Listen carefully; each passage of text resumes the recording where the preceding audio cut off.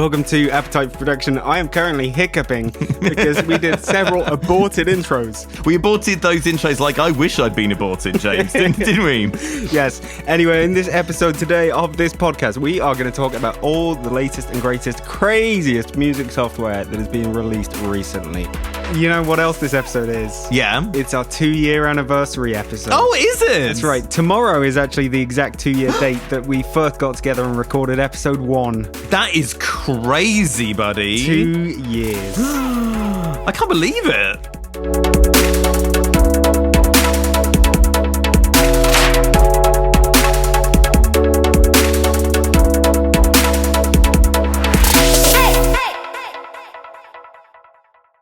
Timmy, I saw a story this morning. It is about a €1 synth, and you told me that this has a bit more to it than the tiny price tag. Yes. Genesis Pro has computer music history, buddy. Okay, please divulge. Okay, so do you know who Emmett Ozcan is? I do not know who Emmett Ozcan is. Perfect. So, in the, maybe it was the noughties? It must have been the noughties. He came out, so you know what synth edit is, right? Yeah, I know what synth edit is. Synth edit is the kind of like, simplified programming tool that was responsible for lots of very, very bad PC 32-bit VST plugins in the noughties. Usually However, freeware, right? They were usually freeware, that's right. But then Emmett Ozcan came along with a little one called Genesis, and people absolutely lost their shit over it because it sounded amazing. Now, this is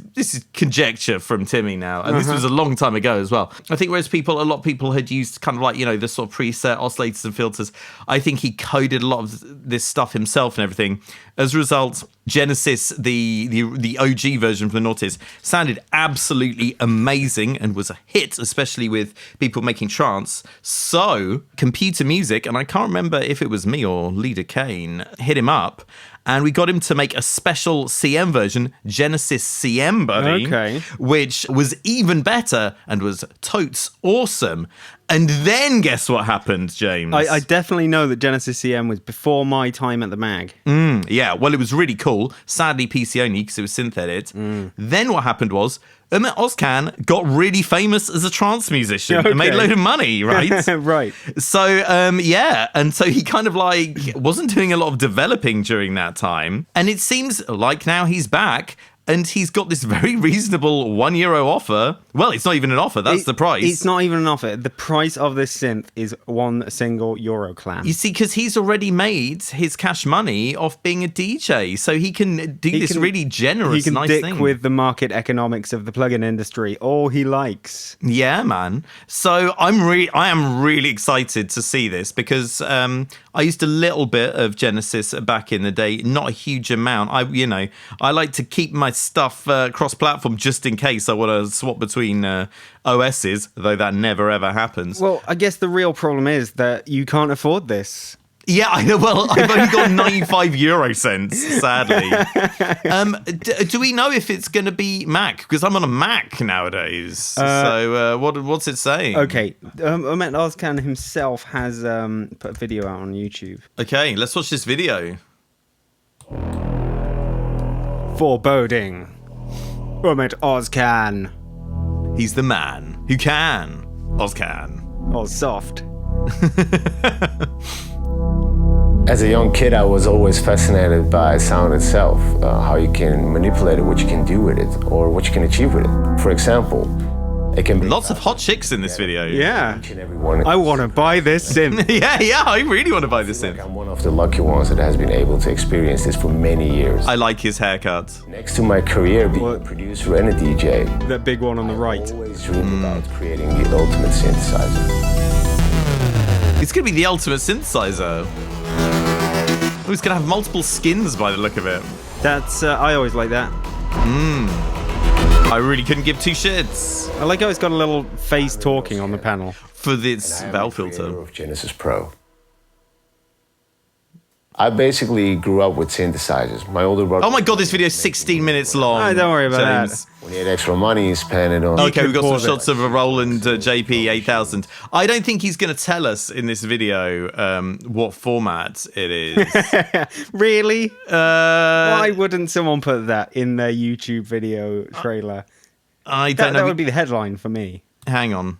Using my genius detective skills, James, I have worked out that he's running this demo in Windows, Okay. but maybe there'll be a Mac version. You'd really hope there'd be a Mac version. Yeah. Everything's on Mac nowadays. I am looking at everything, and it's no one is saying whether it's Mac or PC, so I think we can probably break this scoop.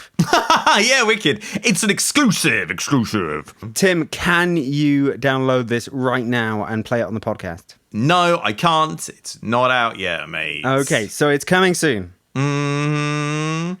And I'm really hoping it's going to be on Mac, because I want to use it, buddy. Yeah, it's very hard to find out if it's going to be AU or VST for Mac. AAX only. Exclusive. Oz cannot. Yeah. I mean, no one gives a fuck about Pro Tools because no one uses Pro Tools. He's really teasing us. I mean, it would make a lot of people upset, I think, if this wasn't Mac.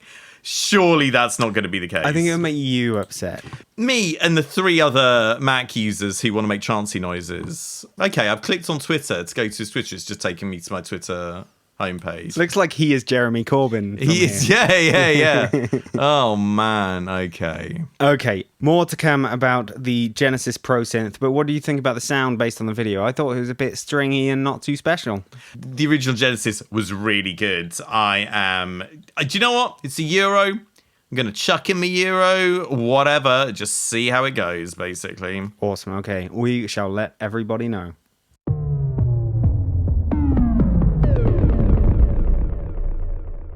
Tim, you know what I want to talk about? No, I don't. What is it? Neil Young is a...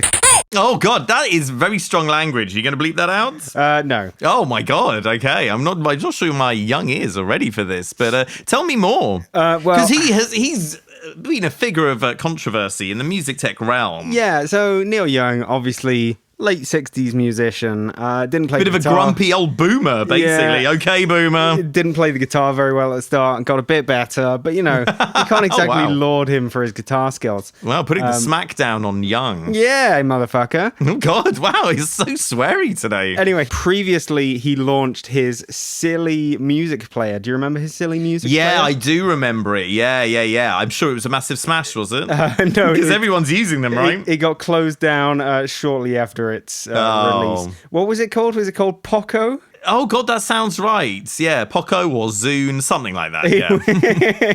It was a bit like the Zune. Yeah, it's Poco, isn't it? Well, yeah, it was like the Zune, but for high-end audio files, and it was kind of expensive. Yeah, and when you say high-end, I assume we're talking about 24-bit. Yeah. You therefore have to buy them all on a separate marketplace because CD ripping is out, Yeah, iTunes right. is out, any kind of streaming is out. Anyway, I can't listen to 16-bit audio, mate. I'm just like, what is this? It sounds awful. Yeah. Ugh. Anyway, Neil Young is back, Tim, and he's pissed off still. Oh, fantastic. He has been... he was on the Vox podcast, and he was talking about the audio quality of the MacBook Pro. I've always thought that Apple stuff has, had pretty good sort of headphone outputs and stuff. Yeah, I mean, let me take some quotes out of some of the articles. He called it a piece of crap and said it has Fisher-Price audio quality. I don't think that's very fair, is it? Yeah, no. I mean, obviously he's just trying to drum up support for his Poco thing that nobody wanted. Sure. He says... Why now, though? Why take aim at Apple's flipping converters now? He's a grumpy old man. He's so grumpy. And he doesn't know how audio works. Check out some of this quotage. Okay. You can't get anything out of the MacBook Pro. The only way you can get it out is if you put it in. And if you put it in, you can't get it out. Hang on a minute. What the fuck is he talking about? I don't know what he's been doing with his MacBook Pro. But I assume his headphone jack is a little bit crusty. Yeah, right. You might want to get that cleaned. Yeah, I think you should take it to the Genius Bar as soon as you can. I mean, it is like standard laptops don't have an amazing array of audio ins and outs. I think that's fair to say. But I don't think it's fair to say you can't get anything out of them. Yeah. And also, buy an audio interface, Neil, if it's bothering you that much. I mean, it's a couple of £100, mate. It's a lot cheaper than, like, say, developing your own flipping MP3 player. Yeah, well, he hasn't got any money anymore because of that his crap MP3 player failed. Oh, no, okay. I mean, it's very silly because, yeah, everyone who wants to record pretty much does buy an audio interface. The headphone output is fine, right? Yeah, no, I think it's decent. I think he's got some dodgy headphones from the 1960s. Oh, yeah, right. And they won't fit into the audio jack. Oh, right. Okay. Maybe he just doesn't know how to use it. Maybe he doesn't realize that you can get those big to small 1/4 inch to 1/8 of an inch adapters. Yeah, and that's true. why. Maybe he's not even got a MacBook Pro. Maybe he just thinks his Kindle is He's probably got some like Acer or some shit. or I whatever. think those phones that old people get so they can call someone if there's an emergency. Oh, right. Okay. And it's not got the best audio quality because why would it? And it's all the icons are really big. Yeah. So Right. So he can pad at them with his big bare fingers. And that's what he calls a MacBook Pro in his demented language. Yeah, no, fair enough, mate. So what, is he trying to flog something or do something, or is he just... No, I think he's playing the long game and he'll be back with Poco 2. And right. yeah, he's just complaining about the MacBook's DAC. It's like, if that's what you're complaining about, then first world problems, Neil. Do you know what? Here's the thought. He could really turn this around if he brought out a laptop to compete with the Windowses and the Mac OSs of this world that had amazing audio and an operating system that was sick. Yes. And it was reasonably priced. Yes. I think people would very quickly go on the side for him. Unfortunately, I don't think he's got billions or trillions of pounds. Especially not since he launched that failed music player. No. I mean, yeah, he should have developed an operating system before saying all this stuff. Yeah. And launched his own line of laptops with that operating system, each of which has a tube amp in it. And then he'd be fine. There wouldn't be any problems. Come on, Neil. Put it in. I want to use Ableton Live on the Neil Young OS now, but I guess that's not going to happen. No, I mean, he's ruined it for everyone because of his bad investment decisions. Okay, well, we have been damning in our condemnation of Neil Young there, but it seems rightfully so.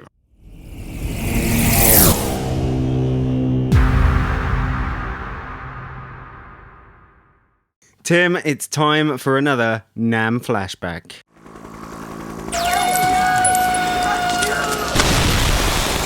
I wanted a mission, and for my sins, they gave me one. Appetite for Production, NAMM Flashback. Okay, here's a new synth. It is Another new synth? forthcoming. Okay. Says Spring 2020. Okay, and it's from the creator of Absinthe? Yeah, it is. What? It's from the creator of Absinthe, and it is called Plasmonic. Okay, what does plasmonic mean? I don't know. I think it's just what's the word when you smash two words together? Portmanteau. Portmanteau of plasma and sonic. Oh, wicked. Okay. I would assume, but maybe not. Okay, well, let's not bother thinking about that anymore. Tell me about the actual synth itself. Okay, so it combines. I've got to start off by saying this interface looks like a beta free plugin from the late noughties. I've got to start by saying they're saying that the interface will be updated and upgraded by the time it's actually released. Okay, that's cool. I mean, hopefully significantly. I mean, it doesn't look bad, but it has that certain certain era vibe of it and everything. It has a ring of Absinthe to it for me.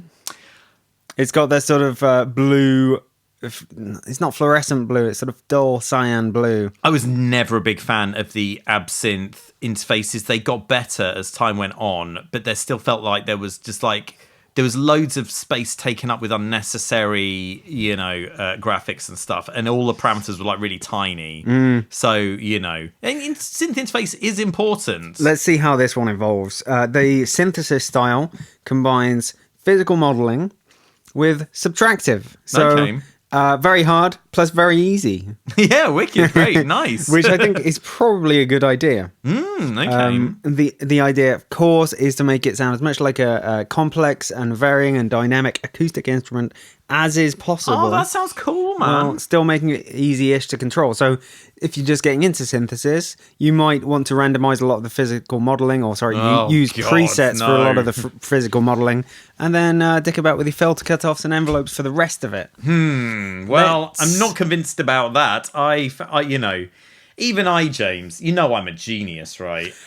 I always found Absinthe very hard. I never really took the time to really learn it very well, but it was intimidating. So it does its stuff with 2 wavetable oscillators plus an impulse generator oscillator and a noise generator. And they supposedly have all been tuned to make it do its job well because it's physical modeling. You can't just necessarily use standard white noise. You'd want something that's a lot more true to physics. Oh, God, it's okay. And the impulse generator is specially tuned, they say, for making the waveguide ring. I have never got deep into what a waveguide is or what it does. Can't remember. Is there one in Prism? There's something's got a waveguide in it. Anywho, let's watch the video and see what it says. Yeah, let's watch the video. I'm tired of thinking.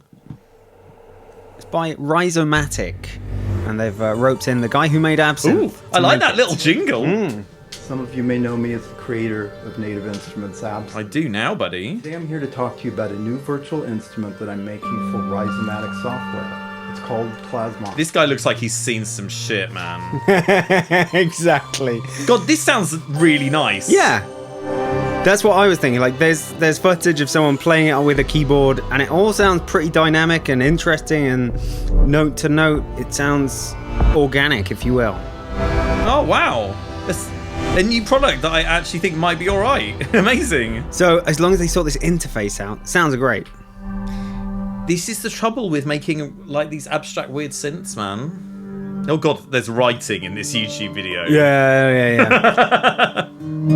Just listen to the acoustic style music. Sounds great. Yeah. I'm not going to read this shit out, but he likes making it sound acoustic. Oh, yeah. I was going to say it sounds very 80s, but it doesn't. It's just the layers and layers of effects which make it sound like 80s. What does it sound like?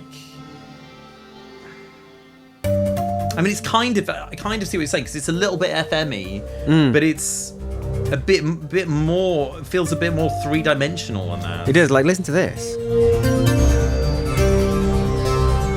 That's pretty cool, man. Feels very realistic. I really like the sound of this. It sounds futuristic, mate, and not a lot of stuff these days does anymore. Yeah. Like, sometimes you can sound so futuristic that you sound like what futuristically used to sound like in the 70s. Yeah. That won't cut it anymore. I think I'd have a job working out how to really use Yeah, this. man. I'm enjoying the sounds. This is the thing. How much practical use is it going to be for idiots like you and me? No, idiots like you and me can scan the presets. As long as it's got thousands upon thousands of great presets, right? Yeah, totally. Oh, MPE support if you're a gigantic nerd. Oh, man. Oh, I do like making vaguely hippie-ish music, mate. I think this might be right up my alley, you know? I think it's one to watch out for. Isn't it? Oh, it's available for pre-order, so it's not out yet. Combines the organic, resonant qualities of physical model. Okay, should we pause this video here? Yes. I'm pretty intrigued by this, buddy. Me too. I wasn't going to go too heavily on it, but when I checked it out, I really liked it. It feels like they're doing something genuine. It feels like they're doing something new-ish. Yeah. As new as you can. And you're subscribing to their newsletter already. I'm doing it, mate. Well done. Yeah, a very strong endorsement from Timmy there. I mean, I would take issue with what you say about it being hard to do new stuff. I don't think it's hard to do new stuff. I think... You think people are just following Serum? Yeah, I think there are plenty of ways to do new things. It's whether those things will be marketable and practical is the question, really, because... I don't think it's too crazy, too hard to come up with a new synthesis method, but it's hard to make it something that people actually want to use. The question with this synth is, are they going to teach people how to use it properly? Which I think when you have very advanced stuff like Absinthe, companies traditionally do a really bad job of that, and like Prism as well. Companies typically don't do an amazing job of teaching the user how to get the most out of it. And there's some of that needs to come from the actual design and where are you going to put things? Definitely. How are you going to make it intuitive? How are you going to make sure people can use it? Although, on the other side of that, there's a lot of people who want to use something that's really hard to get into because they'll know that they're the only one who can master it. There is something to be said for the nerdiness that an interface really thought about it like that. Yeah, an interface can hold people at bay and make it more of an exclusive club of plasmonic users. Yeah, okay. But I'd certainly like to see it a lot more intuitively set out. I'm sure they're working on it. Oh, okay. Well, let's have a look at their Indiegogo campaign. Oh, they got an Indiegogo. What are they? Some kind of plant-based no, generative music machine? This is something real. So currently, they've got about 3,700 quid, which doesn't seem like a lot. They only recently released it. Of their goal of, it's 23 days left, so not an eternity left. And there's so that's 60% of their basically 6,000 quid goal. Which seems very, really modest. The only backing you can do on Indiegogo is pay 75 UK clams to pre-order the software, basically, right? Okay, yeah. So how many pre-orders have they had? What's the got 44, mate. It says. Okay, brilliant. That's not a lot. That's not loads. And that's not a lot considering this is made by the guy who made Absinthe, which is one of the most critically acclaimed soft synths ever, and was a real game changer when it came out. I don't think it's crazy to say it was the first soft synth that people really were like, oh, holy shit, wow, this can do stuff that hardware can't, and does stuff that's a bit different. They should have more attention. They should have more attention. We're going to give them that platform, James. Yes, with our multi-billion user base audience. Everyone in the subcontinent listens to this podcast. This is going to be a massive shot in the arm for their campaign. Oh, that number is soon going to reach 46. Yay! Oh, well, let's hope so. I mean, if I wasn't so strapped for cash right now, I'd consider bunging them a few quid because this seems worthy. Do you know what I mean? I think it's going to be good. I think we should track it. Yeah, let's track it. Obviously, my brain doesn't have any more room in it. Are you going to track it for me, James? Yes. Shall I sign up to the mailing list then? Oh, good. No, I've already done it. Don't worry. But you're not going to even... I'm going to look at the emails, mate. No, of course you're not. Okay. I'll sign up for the mailing list. Okay, good boy.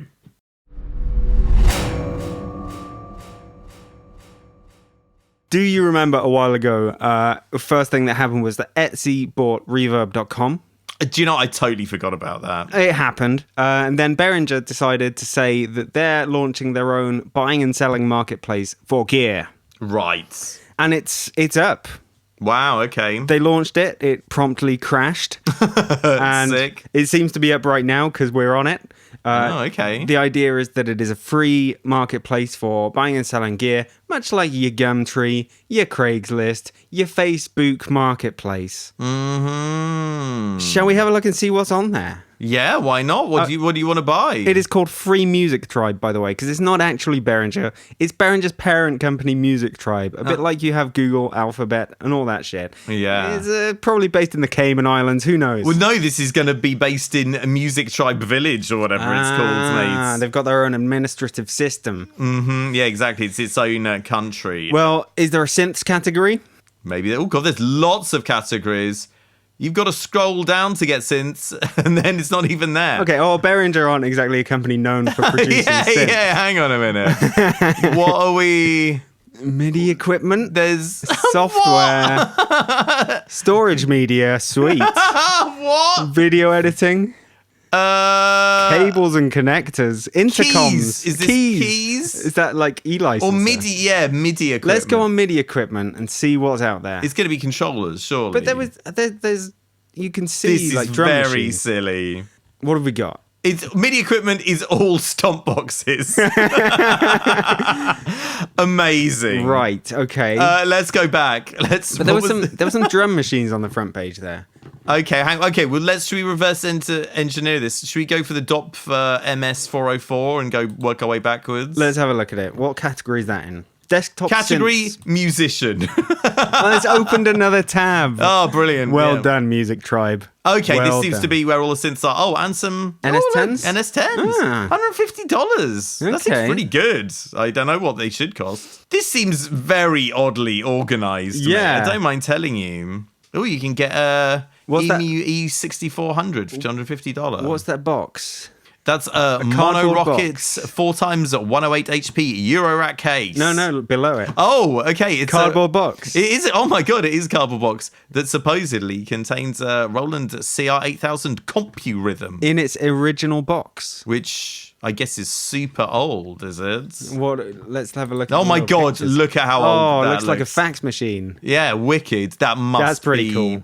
early 80s or even late 70s. And I it's guess. yours for a cool 1,400 US clams. Oh my goodness. Timmy can't afford that. What else should we look at, buddy? Should we see if they've got a TD-03 on here? Yeah, please. Okay, let's see what price they're offering. No results found. Okay, well, I guess they're not out yet, so that's not that surprising. How about you look for something standard like an Alpha Juno? Okay. Alfalfa Juno. I want to look for a virus C True. as Yeah, well, you actually. love your virus. I do love my viruses. Okay, it's not coming up with anything. I'm just going to type in virus. Presumably it'll come up with a load of TIs. No results found. STIs. I assume I'm seeing all the prices are in dollar US clam. Yeah. Is there no localization for, the gear that's near you? What about when you send someone thousands upon thousands of dollars and you don't get your thing? What are Behringer going to do? Sorry, what are Music Tribe going to do? Mate, that's a lot of questions. I don't know the answers to any of them. I searched for Juno. I came up with an HS60. I don't even know what that is. Yeah, this seems like it's still in its early stages, I guess. Yeah, there's a Yamaha combo organ that I like the look of there. Oh, very retro. Yeah, nice red one with both white and black and white keys. Unity. Sort of organ that Austin Powers might play. Okay. Because it's from the 60s. Here's a thought, Tim. Oh, God. Do you reckon Behringer are doing this and doing it for free simply in order to analyze the tide of fashions of what people are into? I think they are doing it out of the goodness of their hearts.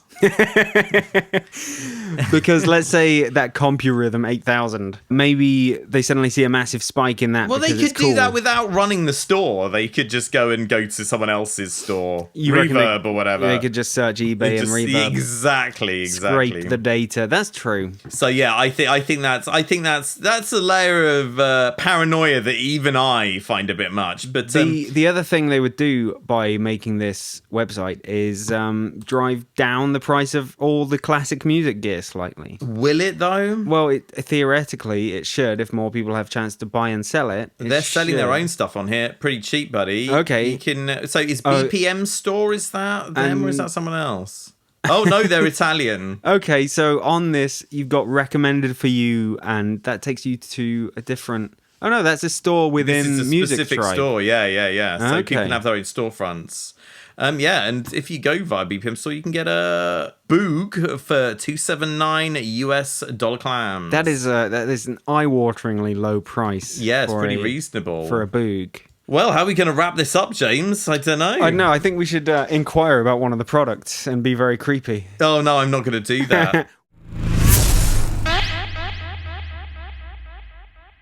Tim, you've got a story that you've been hinting at for the whole day about Hans Zimmer. Has he driven from Land's End to John O'Groats or something? No, well, it's not really a story. And it might not even be about Hans Zimmer. You met Hans Zimmer. Yeah, I am Hans Zimmer. Oh. Are you surprised? I was going to say James? Hans Zimmer's your dad. Oh, mate, that'd be amazing. That's why you've got so many psychological issues. Daddy, can I make some classical film music with you, please? No. What I want to ask you, James Herbert Russell, have you seen the new... That's James Matthew Herbert Russell. Matthew Herbert Russell. Have you seen the new Wonder Woman trailer? No. I don't know why I was so excited for that. No, you love... Mate, we both love superhero films, don't we? Yeah. Thorn... What else? The Accidentals. Captain Canada. Oh, no, Captain Canada's my favourite. Buttman. Who else? There's tons of them. Yeah. Superman. But I could not give two shits about superhero films. But my ears were pricked up by the new Wonder Woman trailer. Shall I play you a bit of it? Okay. And it turns out to be Hans Zimmer or not? Well, he's doing the music for the film. I can't guarantee 100% he did the music for the trailer, but it does sound a bit like it.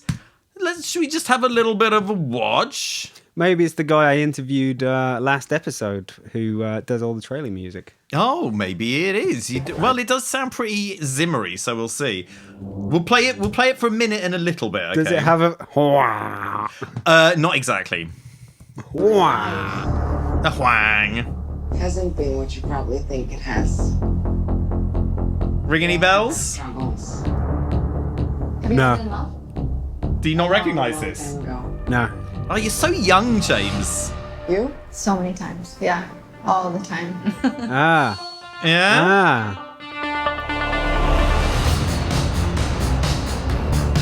So what's your take on this cover? Welcome to the future. It's a bit heavy-handed and industrial, which is Yeah, probably good. Just you wait, mate. Probably good for a movie. Yeah. I don't think this is going to be in the movie. I think this is trailer only.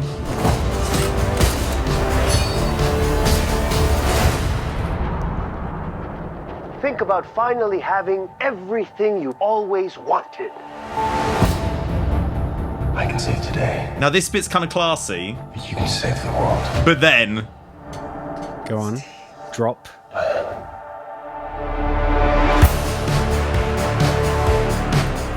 No. I take what I want in return. I liked it at first.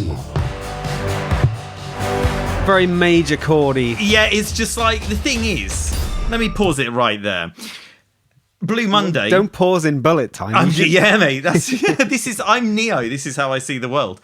Blue Monday is a song designed to be played with synths. It's really kind of simple and straightforward, and it's the sounds that really keep going. And what you've got here is a real basic kind of big Hans Zimmer sounds, kind of really unartfully, I feel, articulating this tune. What's your take on it, Let's James? call this an arrangement of Blue Monday. Yes, okay. I'd say that's much more accurate, yes. And yeah, sorry to get nerdy with you. No, this is the right place for it. Totally. I don't like how they've harmonized it and they've taken off that progression into some new space. It sounds good, and to be completely honest, it would be the kind of chords that I would slap on it. Oh, really? To move something forward. Okay. But it was all very major. It was taking us away from the song, which they probably intended. I don't know. I had a bit different feel about it. I felt like it was just like a really, like, if you'd given, say, like, hypothetically, let's say Hans Zimmer's got a warehouse full of young boys he's got working for him or whatever. They're all shirtless and everything, and they're all composing film music. It's a hypothetical idea. And he gave them his Hans Zimmer sample pack of big, bonky industrial noises. It sounds like a kind of really kind of not very artful take on Blue Monday, just using his cliche sounds. Am I crazy, or am I onto something? I think you're kind of onto something, but however, in that bit of the trailer, and you got to work to these things under massive constraints because the trailer's got to be out and the video is more important than the music. Sure. In terms of getting it done, it relied on a lot of different filming. But if you had that bit of the trailer where everything was exploding and everything was getting serious and Wonder Woman was getting shot at, to hear the music behind it going, how does that no, that's not what I'm suggesting. Would be really bad. That's not what I'm suggesting at all. And I think even just keeping that same music would have been bad. And so, no, I'm not suggesting that they just roll with the original New Order shit. They had to go in some different direction. But yeah, I think it's literally a case of an inappropriate chord progression. Should we hear it again? Shall I carry on, or do you want to go from the top? Go from what we just heard. Okay. When it transitions. I'm going to rewind, selector. Everyone will see. Too happy. Yeah. I mean, it's basically the same as the original. He's just slapped different sounds on there. Yeah, I don't want to feel happy while watching this. You know you need to do that. It started so well as well. I was really feeling it at the start. But yeah, I was just ultimately left disappointed there by the Zimster. If indeed it is him, basically. Purely musically speaking. But the rest of the trailer is great. Oh, okay. You're down with it, are you? I like the idea of doing let's face it, superhero films are literally the most played out idea you could possibly imagine. I like the idea of doing a kind of like real stylized 80s thing or whatever. But it's like, why not lean into that with the music? Yeah, and not use orchestral cinematic samples. Yeah, totally. It's just, it sounds really inappropriate. It's just like, oh, it really turned me off, bro. I think if you'd heard a more 80s arrangement of it, it wouldn't have quite given the impression. Because a lot of the 80s soundtracks are hottest in TV. And it might have left the taste in people's mouths of something that's just good enough for TV and not silver screen. Okay. I didn't even think of that, but maybe you're right. So maybe without doing it with that instrumentation, orchestral instrumentation, then maybe it would have just fallen flat. Possibly, hypothetically, someone's getting fired in that sweatshop. Well, I don't know if they are. It's got nearly 500,000 likes on YouTube, so they must be doing something right, basically.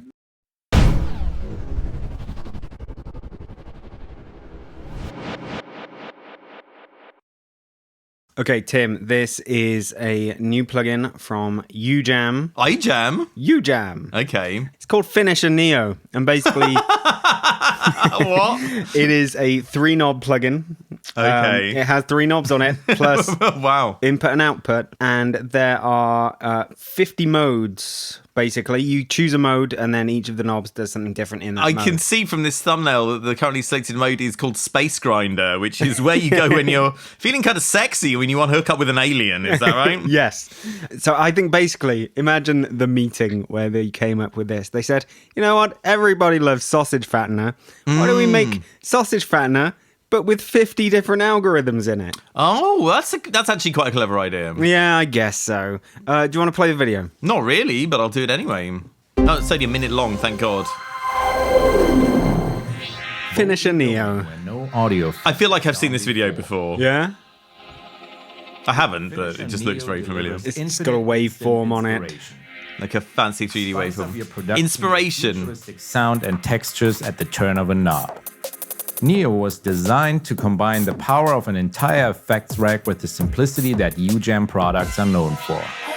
It can be played and performed like... Turn the big knob up. Yeah, right. Well, so it's like a one knob thing that has more than one knob and does loads of different things. Yeah. Got it. They're not really demonstrating exactly what you can do with it on this trailer. They're slowly turning the knob up. Combination of up to... Okay, so the variation knobs do a different thing for each algorithm, and then there's basically an overall effect. Convolution. Slash mix knob, I guess, that's going to be pretty standard for everything, I suppose. 3 simple macro knobs. So you can focus on what's important. Your music. Your music, yeah, we get it. Yeah. My music is very important, thanks for noticing. Download Finisher Neo for free now and try it for 30 days. Go to ujam.com. 30-day demo. What do you make of that, James Russell? Right, this has reminded me of a few things. So this is a very simple plugin, right? Yeah. I remember when I was speaking to Stephen Slate last year, and he was saying that the future of plugins is that they're going to be very, very simple and allow people to very easily make music. People like Elon Musk, for example. Great. Brilliant. And I don't know. I don't think that's the way it should be going. I see what you're saying. I think, like, ideally we'd return to kind of like a vibe where stuff maybe didn't have quite so many controls, but there were a lot more sweet spots, like with your classics of analog hardware. You know what I'm saying? Okay, that could work. Mm-hmm. But basically, I don't want simple software. I don't want all the work to have been done for me. The appeal of music software to me is that I know how to use it. And other people don't really know how to use it. It's just an elitism thing for you, right? Well, I think it's like that for many people. Yeah, that's why we have technical stuff to begin with.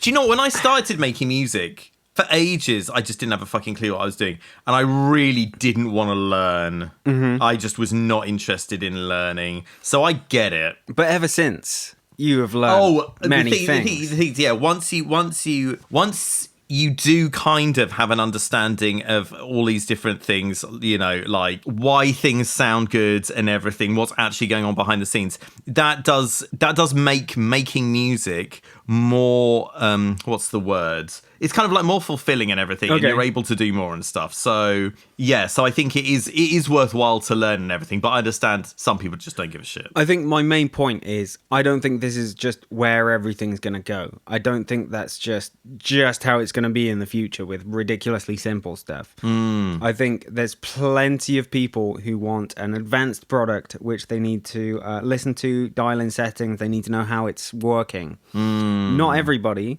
But I think there's still, those things are massively appealing because people want to know that they are doing something right and they have a great deal of control over what they're doing. I mean, what might change things up slightly, or quite significantly, is if, you know, artificial intelligence becomes super powered and can somehow know when stuff is going to sound pleasing to the human ear, then that might change things quite a lot. Your thoughts? No, I don't think that's going to happen. I think it will happen. I think pleasing to the ear in music is basically can't be constructed as rules. I think it's all about context of what came before, and therefore what is just enough like it, but completely different at the same time. Well, no, but the thing is, you can, like, an AI could tell when a vocal sounds nice and full and everything and nicely timed, as opposed to just like a bit off key and, you know, not very compressed. I don't think nice and full is the only thing people are looking for from a vocal. I don't know, man. I think there are objective things that you can look at where you say, okay, this is objectively better than other things. Yeah, but the way music is actually conducted and the way that it actually matters is in all the things that don't fit into that. Okay. All the little nuances. The human element. We have talked before about how you listen to music for the human element and not the fact that some machine made it. I don't care what made it, but, you know, I just like the end result. And if the end result is good, I'm happy. I'm a happy boy. So, yeah, but anyway, we're getting off the topic, I guess, really. Anyway, that is UJAM Finisher Neo, and it's free for 30 days. After that, how much is it? Let's have a look at this clam price. Doesn't bloody say. Let me check. Add to cart. Yes. Finisher Micro. There's Finisher Micro as well, dude. Oh, come on. And that is literally just one knob. Let's see what else we can find. Finisher Neo. Good. Why can't anyone put a fucking... Oh, okay. Offer price $69 clams. Regular price $99. Fair enough. Okay, that is that. So basically, in a nutshell, things could be getting simpler and you'll still have to pay a lot of money. Yeah, no, that's fine. That's not even a lot of money. That's fine.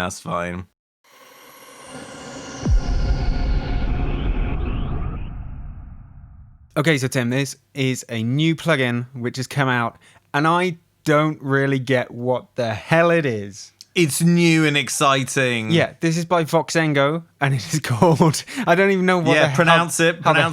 How the hell to pronounce it. I think it's pronounced Certiv Shumovic. So Voxengo describe it as a noise floor padding effect. Any idea?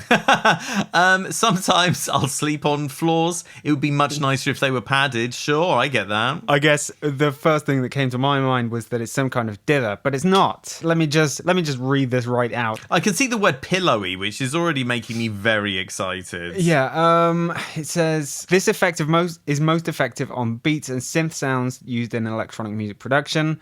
The noise floor effect created by this plugin is correlated to the spectral content of the sound being processed. Mm-hmm. As a result, on beats, this creates mellow noise bursts that make bass drum sounds a lot softer. Oh. Mellow noise bursts with a bit of stereo field enhancement. On synths, such noise floor effect may boost the power and density of the sound. Ooh. Schumavik may also be effective when used on sterile sounding bass lines where it can add a bit of pillowy noise background. Hey, what if I want my bass lines to sound super sterile, guys? I guess don't use the plugin is the answer to that. I guess the idea is that it adds a burst of stuff after the sound. I guess it sounds like it's going to have it on top of it. And it's in stereo, is it? And here's the other thing. It requires a very high-end processor. Oh, really? It says at least 4 gigahertz 4-core processor. Oh, my God. What the hell? Which is like, Alexi from Voxengo told me it's a bit like those plugins that add a textural layer to a sound as it triggers.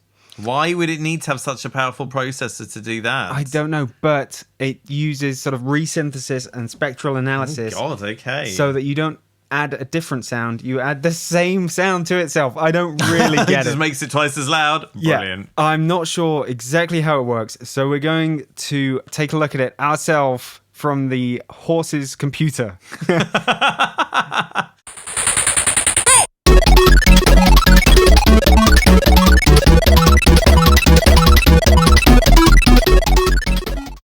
Okay, so this is Voxengo Turt of Schumavik. It is loaded in our DAW, and we've got it on the master track, importantly. We've never used it before, but we're going to see exactly how it sounds and what it is. Do you want to play one of our many drum loops? Let's play this master jazz groove. We'll play it dry, first of all. Lay it dry. We've got sort of bypassed at the moment. Okay. That's lovely. Jazzy. Shall I try turning it on? Try it. Can't really tell any difference. Should I try a different preset? Yeah. Okay, I don't know what I'm doing. The left-right arrows. Ah. Oh, how about some acoustic drums? Yep. Okay, let's start this again and see how it goes.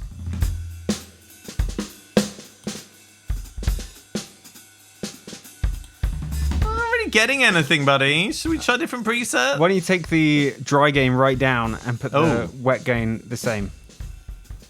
Oh, that's a good idea. That's very noisy and grainy.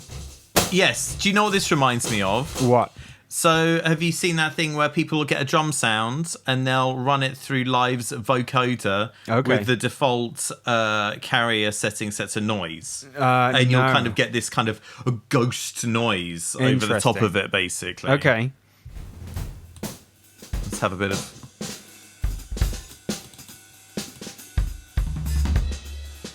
I mean, it's a subtle effect. It's not actually using a noise sample. It's using the sound that's actually going through it. Should we try some different presets? Let's try some different presets. Oh. Ah. Should we try it on a different beat maybe? Well, let's just try looping because that one sounded pretty obvious. Let's try looping it up and having it dry and then wet. Pretty similar. Okay, so let's try on a different beat then, shall we? Let's try this alternative rock beat.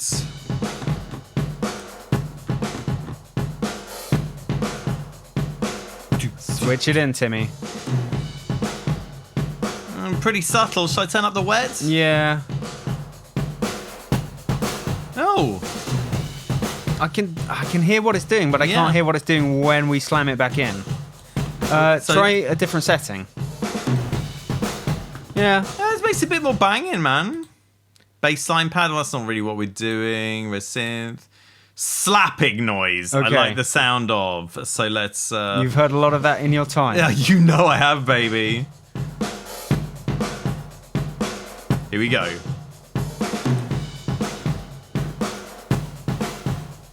It's like a snare rattle. I mean, I can imagine practical uses for this, especially if you're working with tracked material rather than stuff that you're, constructing from samples or whatever. Should we have a go at this Motown beat, baby? Let's try it on the Motown. Okay, so... And we can try out some of the settings as well. Oh, okay, that sounds like a cool idea. You get the idea of that?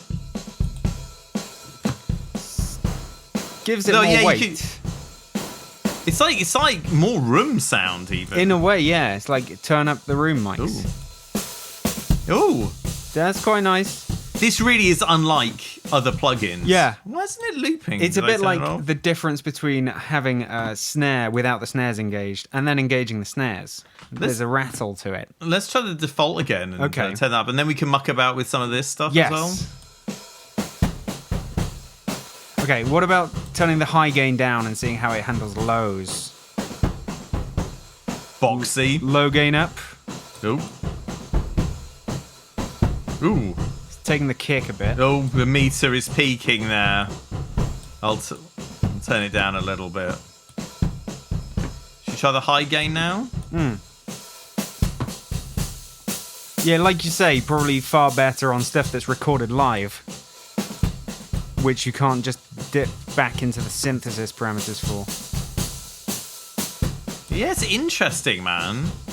I think people will use this, What if you have a really long release and then dial the wet gain back down?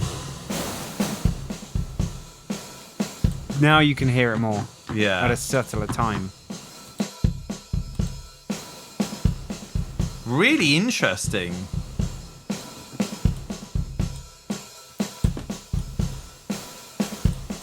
Shall we try it on some musical material? Well, I guess we could. Should we try it on? I mean, there's some pad settings. Yeah. In here. Yeah, let's do.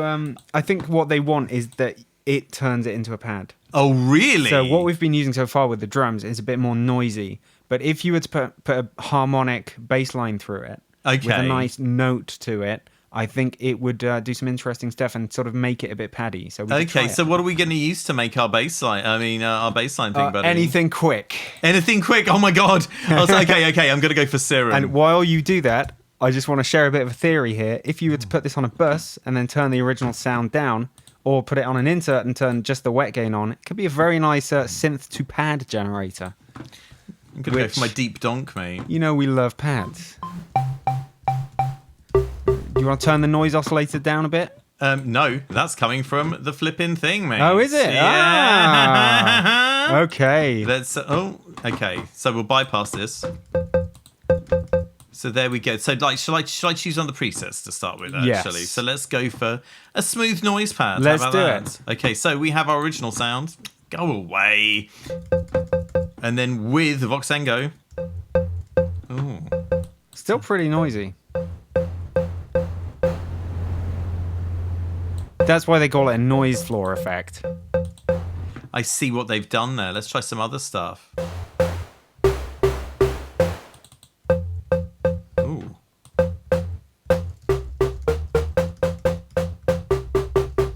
What do you think, James?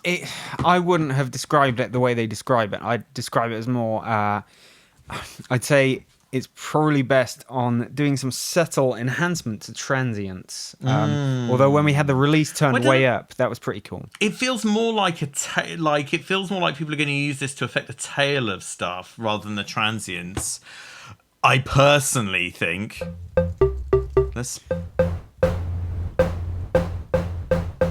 I mean, it is. It's like it's adding noise, but it's a bit more sophisticated than that, isn't it?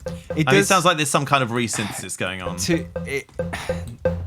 To my untrained ears, let's say, if I put my untrained ears on, it sounds like it's adding noise. Yeah. However, I I mean, maybe part of it is adding noise, but I got the impression that it's meant to sort of re-synthesize what you put through it. Well, it sounds like it's just like kind of like, I don't know, yeah, just like adding a bunch of, harmonics in there. I mean, I think it works better on beats. Let's go back to the alternative rock beat, man. Okay. I was feeling that, man. Let's have a play with it. Let's actually choose one of the... that would be helpful. Acoustic drums pad. I think that is something people might use, that effect specifically. It would be a shame. It would be great if you could take some of the information out of it instead of putting it in. Well, you could just do this stuff, and then you've just got this weirdness. I mean, it's not a pleasant effect.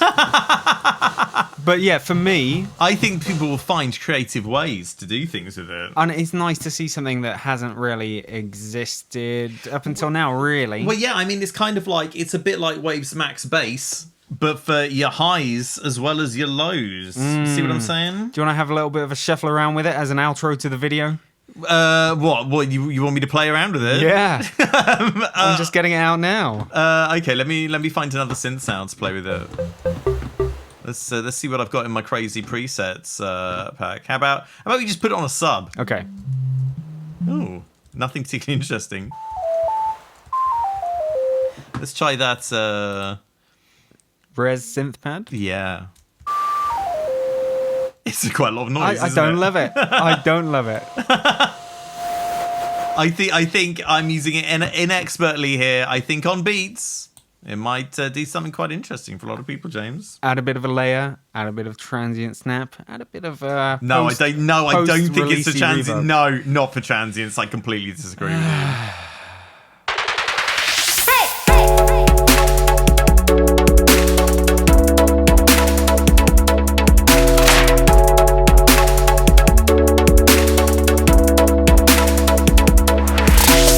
Okay, everybody, that is it for this episode. But if you are a Clam Club member, there is going to be another episode going up between this one and the next one. Isn't there, Tim? Yes, there is, guys. So, why don't you log into your things or whatever? Or maybe you'll get some kind of notification. Is that how it works? Log into your things or whatever, or maybe you'll get some kind of notification. Is that how it works?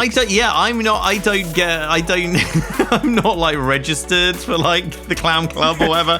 I'm not actually in the Clam Club. What you want to do? I don't really know. What you want to do if you want to get episode 53, you got to go to patreon.com/A4P podcast or go to a4ppodcast.com and subscribe/donate using the PayPal widget that's on the sidebar, and then you'll get access to episode 53 when it goes up about a week from this episode going up. Is that informational enough for you, Tim? I think you've lost the ability to speak, James Russell. Oh God, I can't even say anything at all anymore. Okay, look, we realise this has been the worst episode ever. We're working on it. We're going to be better next time, right, dudes? Here's to another 2 years. Yeah. Let's see what depths we can plumb in the next coming years, man. We did it, everyone. Yes, it was always our goal to do this for 2 years and then do it for another 2 years. So, great work. And a shout out to our newest Clam Club member, Jonas Hallström. Hey, Jonas. See you in 2 weeks. Bye-bye.